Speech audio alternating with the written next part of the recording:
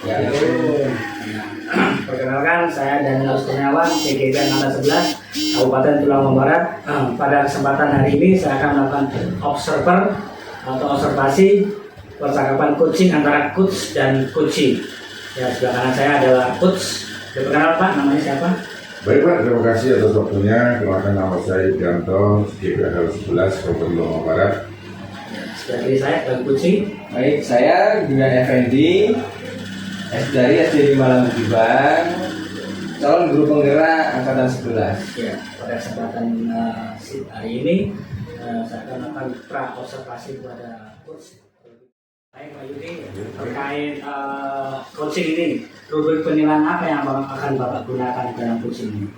Iya Pak, baik Pak, untuk menggunakan terkait hal ini kami akan menggunakan dengan alat tutur Pak. Alat tutur Pak ya. Terus kompetensi coaching itu ada 3 Pak ya. Kehadiran penuh, mendengarkan aktif, mengajukan pertanyaan berbobot. Di antara ketiga ini Bapak pilih yang mana? Kami pilih yang mendengarkan secara aktif Pak. Secara aktif ya. Iya. Terus kompetensi mana yang secara spesifik yang akan Bapak observasi hari ini? Kompetensi yang mendengarkan secara aktif Pak. Ya. Iya. Terus indikator apa tujuan dari observasi ini dilakukan? Kami akan melaksanakan mengembangkan aksi Pak, aksi nyata kepada tujuh Pak. Ya, memberikan solusi lah Pak. Solusi dan itu. Ya. Baik Pak, terima kasih. Silakan Bapak melakukan percakapan coaching hari ini. Silakan. Ya, baik Pak. Terima kasih sudah waktunya. Selamat siang Pak Dian. Siang Pak Yuni. Baik Pak Dian. Gimana kabarnya Pak Dian, sehat? Alhamdulillah sehat Pak. Alhamdulillah sehat Alhamdulillah. Baik Pak Dian, mungkin bisa kita mulai Pak Dian ya. Apa tujuan pada pertemuan hari ini Pak Dian? Tujuan dari pertemuan ini Pak, saya akan menyampaikan Pak terkait beberapa kendala mengenai problem saya di kelas. Jadi begini Pak, saya ingin meningkatkan kompetensi, motivasi, minat belajar siswa Pak. Oke Pak. Terus lalu apa output yang akan diinginkan Pak? Jadi output yang saya inginkan yaitu menciptakan suasana kelas yang menyenangkan supaya minat dan motivasi siswa untuk mengikuti pelajaran bisa berjalan dengan baik. Baik Pak Dian, terima kasih. Jadi kita sepakat nih Pak Dian ya, kita sepakat bahwa Bapak ingin mendapatkan ide-ide ataupun gagasan dari saya Pak ya. Iya Pak. Baik Pak Dian. Dari skala 1 sampai 10 Pak Dian ya, untuk 1 itu tidak sekali, 10 itu bagus sekali, yang poinnya 100%. Untuk terkait permasalahan di Pak Dian itu sekarang di posisi angka berapa?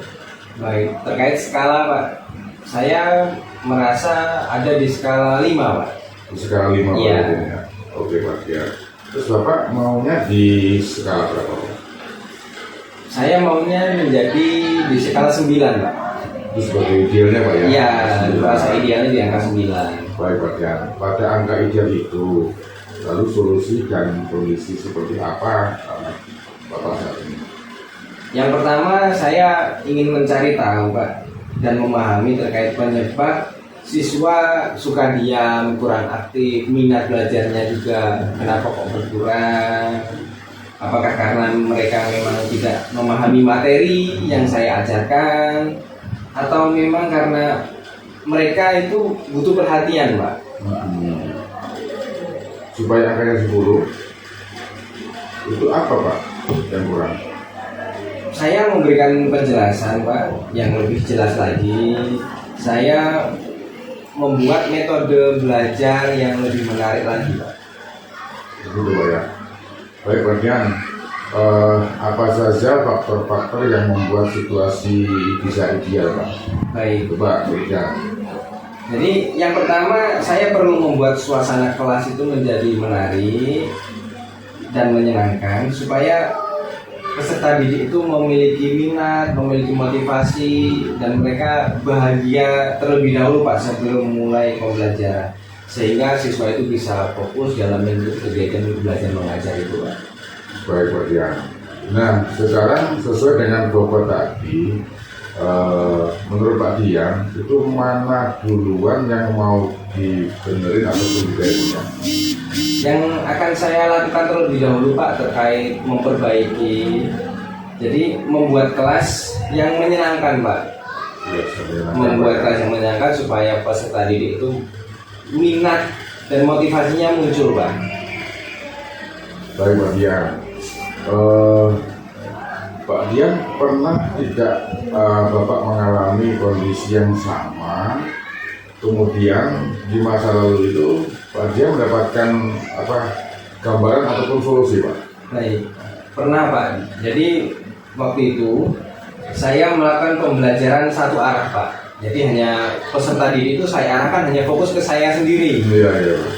Peserta didik hanya fokus ke saya sendiri. Semuanya berpusat pada guru, tidak ada kolaborasi antara guru dan siswa, siswa dan guru Pak. Baik Pak. Sudahkah Bapak googling? Sudah Pak, jadi zaman sekarang kan sudah semakin canggih ya Pak ya, apalagi kita sebagai pendidik diharuskan mempunyai HP Android Pak dan melek teknologi Pak. Jadi itu saya googling, mencari sumber-sumber belajar terbaru Pak. Iya, terkait ide-idenya Pak ya. Iya Pak. Oke, terus kemudian Bapak juga sudah pernah kan melalui situs YouTube Pak ya? Baik, terkait situs YouTube ada beberapa channel YouTube Pak yang sudah saya tonton terkait pembelajaran yang lebih menarik supaya peserta didik itu merasa hidup di dalam kelas dan mereka kata hidup secara aktif Pak. Jadi mereka mempunyai peranan di dalam kelas Pak. Gitu Pak ya. Baik Pak Dian. Adakah Pak teman kolega Bapak? Ada Pak. Apa itu Pak? Namanya Pak Yudianto Pak. Baik Pak. Coba ceritakan Pak. Jadi terkait Pak Yudianto, beliau itu orangnya sangat energik Pak, aktif. Terus Pak Yudi itu juga salah satu orang yang sangat kreatif Pak di sekolah saya Pak.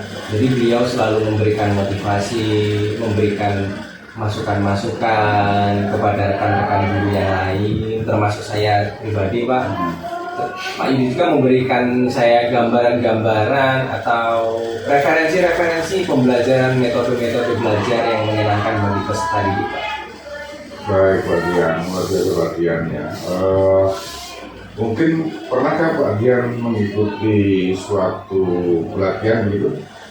Terkait pelatihan pernah Pak? Pernah Pak ya? Beberapa kali mengikuti pelatihan Pak. Kemudian ada mungkin referensi dari buku-buku Pak untuk pandangan Pak Dian begitu? Ada Pak, ada beberapa referensi yang saya baca dari buku-buku yang ada di perpustakaan Pak.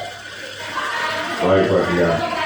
Kemudian adakah Pak atasan atau mentor yang bisa buat konsultasi gitu Pak ya, terkait permasalahan ataupun pengalaman beliau untuk menyelesaikan permasalahan Pak Dian? Baik, ada Pak, yaitu kepala sekolah Pak, selaku pemimpin di sekolahnya saya. Jadi beliau itu orangnya yang tegas, lugas, dan humanis Pak. Iya Pak. Kemudian berdasarkan dari pembicaraan kita ini Pak Dian, mungkin Pak Dian sudah bisa sedikit banyak menelaah. Mungkin adakah Pak mungkin ide-ide atau gagasan Bapak terkait dalam pertemuan kita ini? Baik, jadi terkait ide-ide yang saya dapatkan dari percakapan kita ini Pak, saya ingin membuat rancangan pembelajaran yang menyenangkan. Yang menyenangkan dalam arti kata supaya peserta didik itu mempunyai motivasi, mempunyai minat belajar yang lebih baik lagi Pak. Baik Pak Dian, coba Pak Dian buat urutan yang 1 sampai 4 ya Pak ya. Dari 1 sampai itu mana yang akan Bapak kerjakan? Baik, yang pertama karena tadi kita berbicara tentang minat ya Pak ya, yang akan saya lakukan yaitu membuat suasana kelas yang menyenangkan Pak. Yang kedua, menggunakan media yang variatif, jadi supaya peserta didik itu tidak bosan dalam mengikuti pelajaran. Yang ketiga, melibatkan siswa dalam kegiatan pembelajaran Pak, supaya siswa lebih aktif, jadi saya libatkan berkolaborasi dengan siswa. Yang keempat, tentunya saya juga akan berkolaborasi dengan rekan sejawat Pak. Baik Pak Dian, kapan mau dimulai Pak Dian? Secepatnya Pak akan saya mulai karena saya sudah menemukan ide-ide. Lalu apa saja Pak yang mau dipersiapkan? Yang pertama saya akan menyiapkan suasana kelas Pak. Suasana kelas akan saya desain atau saya setting suasananya. Terus saya juga akan membuat media pembelajaran yang menyenangkan Pak. Oh gitu, baiklah. Terus kemudian siapa Pak yang mau diajak untuk konsultasi terkait hal itu? Yang pasti saya sendiri, saya akan berkolaborasi juga dengan rekan sejawat dan kepala sekolah Pak selaku pimpinan di sekolah kami Pak.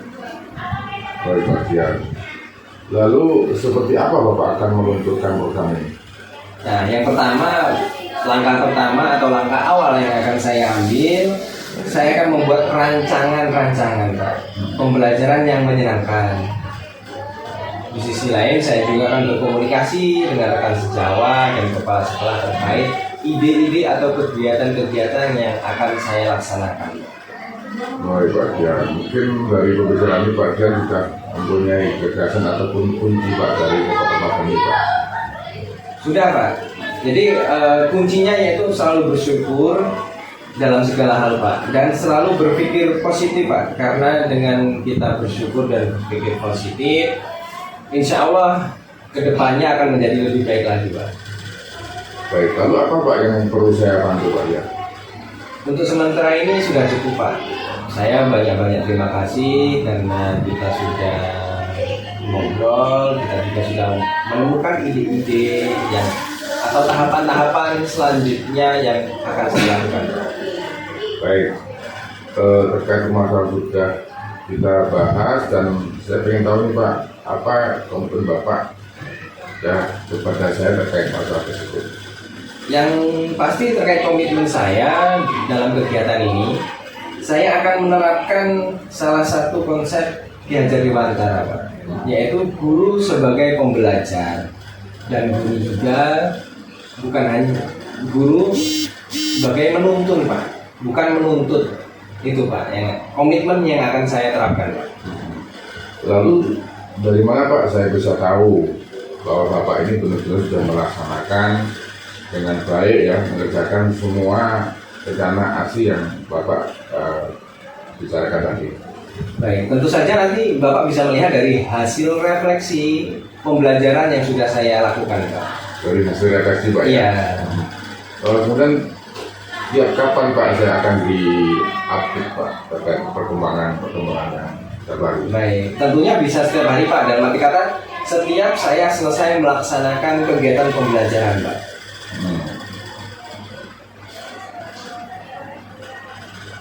Cukup. Saya rasa cukup Pak Dian. Baik, terima kasih. Terima kasih sama-sama dan kepada Pak Profesor. Terima kasih Pak Yudi yang sudah melakukan coaching pada saat ini. Saya akan menanyakan beberapa pertanyaan, yaitu setelah melakukan coaching ini Pak, sama coaching, indikator pencapaian apa yang sudah Bapak lakukan setelah melakukan coaching ini? Indikator yang sudah kami capai setelah saya melakukan coaching pada rekan saya yaitu menggunakan alur FIRPA, yaitu di mana alur itu merupakan suatu metode atau langkah-langkah yang tepat bagaimana untuk bisa mengatasi menyelesaikan permasalahan terkait disiplinan dan depositif yang ada di sekolah tersebut. Terus hasil observasi apa yang sudah Bapak lakukan selama coaching ini? Hasil observasi yang sudah saya lakukan yaitu yang pertama adalah itu menggunakan alur cerita, di mana alur cerita itu menguraikan dengan istilah identitas Pak ya, apa tujuan ya, tujuan daripada pembelajaran atau tujuan penyelesaian permasalahan, dengan tujuan kemudian kita melakukan identifikasi untuk mengetahui sejauh mana permasalahan yang terjadi dan apa tujuan daripada penyelesaian permasalahan tersebut, dan kemudian adalah rencana aksi ya, rencana aksi. Ketika kita sudah mengetahui alur dan tujuan, kita akan melakukan suatu aksi supaya ada progres yang berjalan gitu Pak ya, dan progres ini tentunya akan kita evaluasi dan akan dipertanggungjawabkan ya sesuai dengan tanggung jawab, di mana tanggung jawab tersebut yang berperan akan mempertanggungjawabkan atas tindakan ya yang dilakukan dalam proses pembuatan tersebut. Baik Pak, terakhir dari saya, kompetensi apa yang Bapak ingin kembangkan selanjutnya? Kompetensi yang akan saya kembangkan yaitu untuk melaksanakan suatu aksi nyata atau budaya positif terkait anak-anak, dan kami akan berkomitmen terkait program ataupun aksi yang baik ini bisa diterapkan secara baik di sekolah kami dengan menggunakan metode alur kita yang tadi kita gunakan. Baik Pak, terima kasih atas waktunya. Demikianlah pada hari ini kita sudah melakukan observasi pada permasalahan coach hari ini, coach dan coaching. Saya kiri. Assalamualaikum warahmatullahi wabarakatuh. Waalaikumsalam warahmatullahi wabarakatuh.